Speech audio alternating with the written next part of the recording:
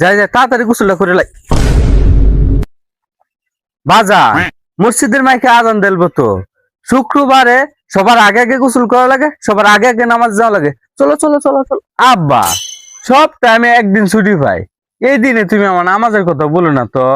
বাজান, আমি জানি তো তুমি প্রতি শুক্রবারে ছুটি পাও। তুমি মনে একটা হাদিস জানো না, যে ব্যক্তি তার খুশির সময়, তার আনন্দের সময়, তার ফ্রি সময় আল্লাহ তাআলাকে স্মরণ করে, আল্লাহ তাআলা ওই ব্যক্তির মহা বিপদে তাকে স্মরণ করে। আব্বা জানি, আমি আমার অফিস টাইমে নামাজ পড়ি তো, আজকে আমার ভালো লাগতেছে না।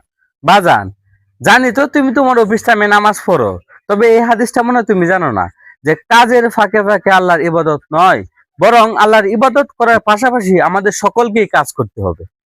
কইছে আমি নামাজ পড়তে যেতাম না, তাহলে এত ফ্যাক ফ্যাক করার কি আছে? তুমি গেলে হইবে, যাও তুমি নামাজে যাও। বদমাস ছাড়া বড় হয়ে গেছস, এমন একটা ভাবলো যে আমি নামাজে গেলে আল্লাহ তোরা জান্নাত দেবো। জান্নাতে তো সোজা না। ছোটবেলা আব্বা আম্মা আমরা যেটা কইছি ওটা পাখি লাহান উড়ান কইরালছি। তোরা একটা কথা কইলে তুই শুনস না।